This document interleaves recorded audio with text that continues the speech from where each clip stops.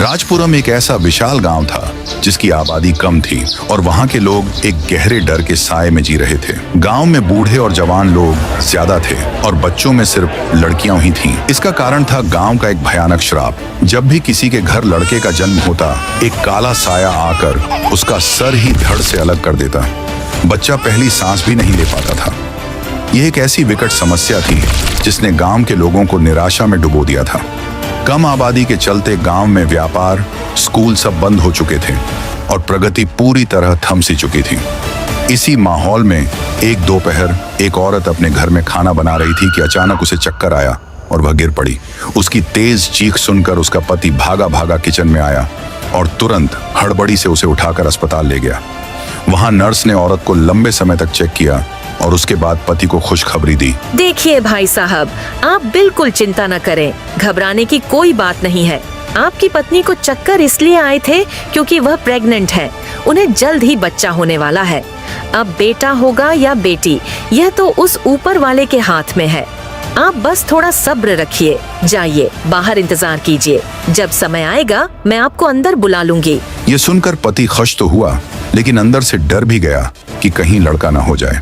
वह अस्पताल के बाहर आया और दरवाजे के बाहर रुककर मन ही मन ऊपर वाले से दुआ मांगने लगा। हे मेरे मालिक, मैंने अपनी जिंदगी में आज तक आपसे कुछ नहीं मांगा। मैं जानता हूँ कि ये गांव कैसा है और यहाँ लड़कों के साथ क्या होता है। मेरी आपसे बस एक ही विनती है, एक ही ख्वाहिश है, मेरी यह मुराद पूरी कर दीजिए। मुझे बस एक बेटी चाहिए, एक प्यारी सी बेटी, प्लीज। अंदर ऑपरेशन चल रहा था और पति की धड़कनें तेज हो रही थीं। तभी अंदर से एक लड़की के रोने की आवाज आई। पति का दिल थम गया और जब वह अंदर गया तो खुशी से झूम उठा। उसकी प्रार्थना रंग लाई, उसे एक प्यारी बेटी हुई थी। पति खुशी से झूम उठा। राजपुरम में बेटी का जन्म बहुत शुभ माना जाता था। अगले ही दिन एक नया शादीशुदा जोड़ा दूसरे गांव से राजपुरम में रहने के लिए आया। उन्हें इस गांव के श्राप के बारे में कुछ पता नहीं था। वे बाइक पर सफर कर रहे थे कि अचानक पत्नी जोर जोर से चिल्लाने लगी। मेरे पेट में बहुत तेज दर्द हो रहा है, मैं सह नहीं पा रही, उल्टियां भी हो रही हैं, कुछ करो प्लीज। पत्नी को बाइक से उतारकर पत्नी को गोद में रखा और उसी गांव के अस्पताल में ले गया। उसने नर्स को तुरंत ऑपरेशन शुरू करने को कहा। जल्दी ऑपरेशन शुरू करो, वो इतनी परेशानी में है, तुम देख नहीं रही क्या? वो प्रेग्नेंट है, जल्दी करो, 1 मिनट भी जाया मत करो। नर्स ने जवाब दिया। सर प्लीज मेरी बात सुनिए, आप बाहर के हैं, आपको इस गांव के बारे में पता नहीं है। मैं आपको कह रही हूँ यहाँ ऑपरेशन मत कराइए। ये सुनकर पति का गुस्सा भड़क उठा और बोला, मुझे पता से तुम डॉक्टर लोगों का क्या होता है। तुम्हें ज्यादा पैसा चाहिए है ना? हाँ, मैं तुम्हें ज्यादा पैसे दूंगा, जितना मांगोगी दूंगा, पर अब जल्दी करो वरना माँ और बच्चा दोनों मर जाएंगे। जल्दी करो। नर्स ने समझा के कहा, मैं ये ऑपरेशन नहीं करूँगी। अगर तुमने अभी काम शुरू नहीं किया तो देख लेना। ठीक है सर, जैसा आप कहते हैं, आप जाइए और बाहर इंतजार कीजिए। फिर पति हॉस्पिटल के बाहर रुक गया। कुछ देर बाद वही हुआ जिसका डर था। एक लड़का पैदा हुआ और उसी पल उसका सिर धड़ से अलग हो गया। बच्चा मर चुका था। पति यह दृश्य देखकर जोर जोर से रोने लगा। उसने नर्स को कोसना शुरू कर दिया। ये क्या कर दिया तूने, फर्जी डिग्री वाली नर्स? तूने मेरे बच्चे को मार डाला। तुझे जरा सी भी अकल है या नहीं? तू 7वीं फेल है क्या? अब बस बहुत हो गया। मैं तुझ पर ऐसा केस ठोकूंगा कि तू जिंदगी भर जेल की काल कोठरी में सड़ेगी। नर्स रो पड़ी और बोली, इसमें मेरी कोई गलती नहीं है सर। ये कोई हादसा नहीं है, ये इस गांव का श्राप है। मैंने आपको यही तो समझाने की कोशिश की थी कि यहाँ जब भी कोई लड़का पैदा होता है तो उसका सिर धड़ से अलग हो जाता है। आपने मुझे बोलने ही नहीं दिया।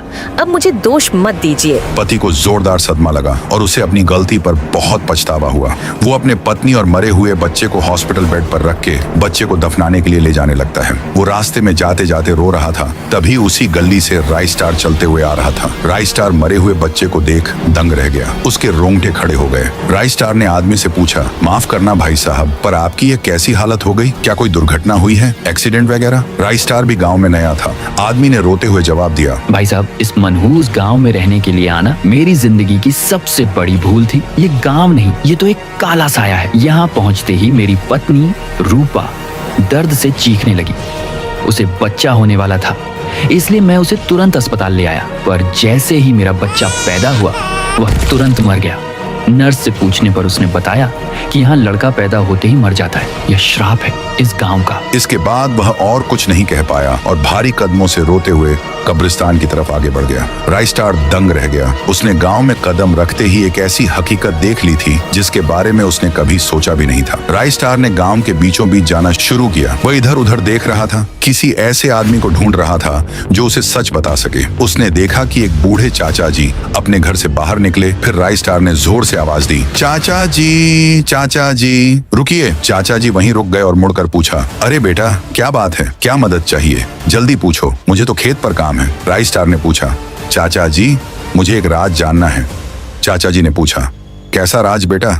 राइस्टार ने हिम्मत करके कहा, मैंने सुना है कि इस गांव में जब भी लड़का पैदा होता है तो उसका सिर धड़ से अलग हो जाता है, वह तुरंत मर जाता है। चाचा जी, इसके पीछे क्या कहानी है? लड़के क्यों मारे जाते हैं? चाचा जी एक गहरी सांस लेकर बोले, अरे बेटा, ये बहुत पुरानी कहानी है।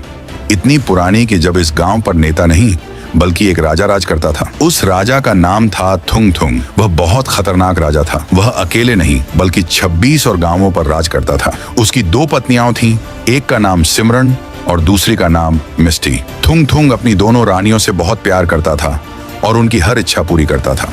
एक दिन रानी मिस्टी ने राजा को एक खुशखबरी दी। पति परमेश्वर, आज मैं आपको वह खुशी देने वाली हूँ जिसका इंतजार आपको सदियों से है। हमारे दरबार में नया राजकुमार आने वाला है। मैं आपके वारिस को जन्म देने वाली हूँ। राजा थुंग थुंग खुश तो हुआ, पर उसे एक बात बिल्कुल मंजूर नहीं थी, लड़की का पैदा होना। उसने मिस्टी से साफ साफ कह दिया, सुनो मिस्टी, अगर बेटा हुआ तो मैं अपने वचन से मुकरूंगा नहीं। पूरे गांव की सड़कों पर सोने के सिक्के बिछा दिए जाएंगे। पर अगर बेटी हुई तो समझ लो, तुम्हारा और उस बच्ची का अंजाम बहुत बुरा होगा। मेरे राज में कमजोर वारिस की कोई जगह नहीं। मिस्टी ने राजा को दिलासा दिया। आप निश्चित रहिए मेरे स्वामी, मुझे अपने प्रेम पर, अपने भाग्य पर पूरा यकीन है। मेरा बच्चा एक साहसी बेटा ही होगा। आप चिंता छोड़कर जश्न की तैयारी कीजिए। जलन और बदला। थुंग थुंग रानी मिस्टी को ज्यादा प्यार करता था। ये बात सिमरन को जरा भी अच्छी नहीं लगती थी। उसके मन में जलन की आग जल रही थी। वह कुछ बुरा करने की सोच रही थी। कुछ महीनों बाद रानी मिस्टी को बच्चा होने वाला था। राजा थुंग थुंग बेचैन होकर सिमरन के साथ बाहर इंतजार कर रहा था। अंदर नर्स ऑपरेशन कर रही थी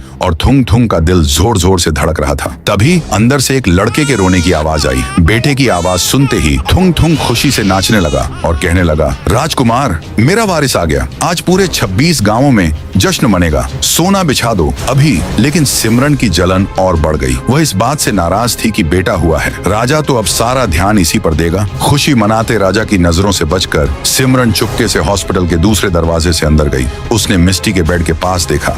वहाँ एक छोटा और सुंदर सा बेटा लेटा हुआ था। सिमरन सोचने लगी, धिक्कार है, बेटा हो गया। अब राजा मेरी तरफ देखेगा भी नहीं। मुझे अपना बदला लेना ही होगा। ये मेरी आखिरी चाल है। शैतान सिमरन ने क्या किया पता है?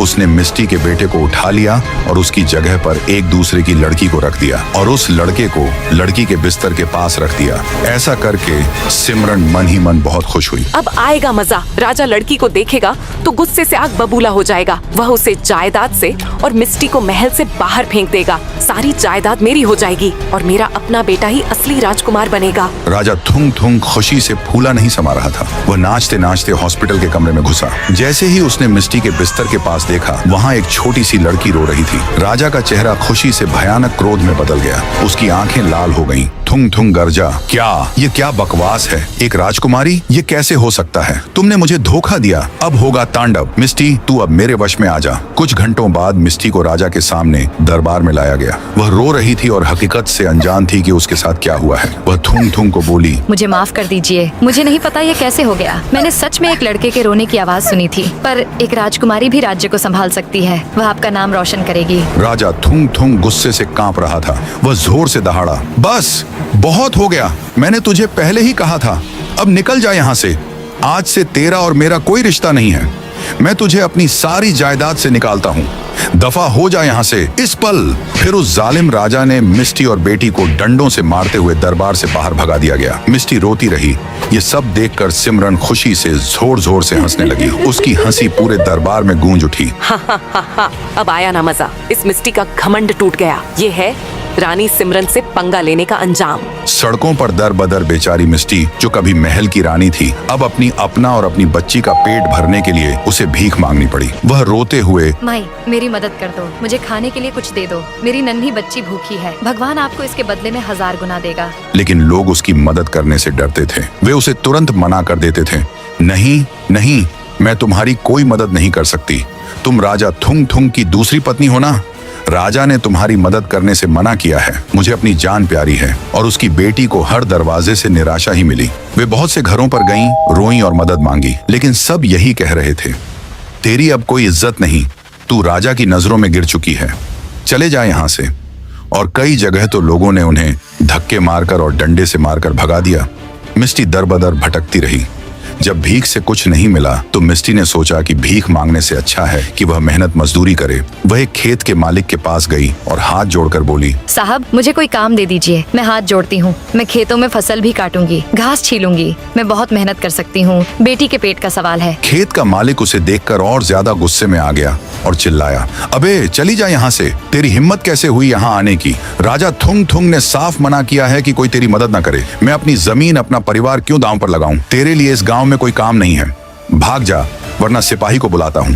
फिर मिस्टी और उसकी बेटी एक रास्ते से जा रही थी। माँ के पास अपनी बच्ची को देने के लिए कुछ नहीं था, एक रोटी का टुकड़ा भी नहीं। तभी मिस्टी की नन्ही बेटी रोते हुए, दर्द से बिलखते हुए अपनी माँ से बोली, माँ मुझे बहुत भूख लगी है, तुमने मुझे कुछ खाने नहीं दिया। और बस बेटा, उस पल भूख और कमजोरी के कारण मिस्टी की बच्ची उसी क्षण तड़प तड़प कर अपनी माँ की गोद में ही मर गई। जो माँ कभी रानी थी, वह अपनी बेटी को एक मुट्ठी अनाज भी नहीं दे पाई। फिर मिस्टी पुल के ऊपर पहुंची। वहां खड़ी होकर उसने पूरे गांव को देखा और बद्दुआ देने लगी। राजपुरम, तूने मेरी बेटी को भूखा मारा है, तूने एक माँ को ठुकराया है। अब सुन, जिस पल भी इस गांव में कोई बेटा पैदा होगा, मेरी बेटी की तड़प उस बच्चे का जीवन छीन लेगी। उसका सिर तुरंत धड़ से अलग हो जाएगा। ये गांव कभी अपनी अगली पीढ़ी नहीं देख पाएगा। ये मेरा शाप है। और उस शाप को देते ही वह रानी मिस्टी उसी पुल से कूदकर आत्महत्या कर ली। उसकी आत्मा उसी क्षण एक भयानक शक्ति बन गई। इसीलिए बेटा, उस दिन से लेकर आज तक जब भी इस गांव में कोई लड़का पैदा होता है तो वह तुरंत मर जाता है, उसका सर धड़ से अलग हो जाता है। हम गांव वाले उस शक्तिशाली शाप का कुछ भी बिगाड़ नहीं सकते। एक बार हमने एक बड़े साधु को बुलाया था इस शाप को खत्म करने के लिए, लेकिन अगले ही दिन साधु के 26 टुकड़े जितने गांव पर थुंग थुंग राज करता था, नदी में पाए गए। उस चुड़ैल बनी मिस्टी की आत्मा को कोई छू भी नहीं सकता। ये सुनकर राई स्टार के रोंगटे खड़े हो गए। उसकी आंखों में अब डर नहीं, बल्कि एक नया संकल्प था। राई स्टार, बस चाचा जी, अब बहुत हो गया, मैं करूंगा इस बद्दुआ को खत्म। मैं उस चुड़ैल बनी रानी मिस्टी की आत्मा से इस गांव को आजाद कराऊंगा। तो दोस्तों, अगर आपको ये कहानी अच्छी लगी हो तो प्यारा सा कमेंट जरूर करना और चैनल को सब्सक्राइब करके बताना कि आपको पार्ट 2 चाहिए या नहीं।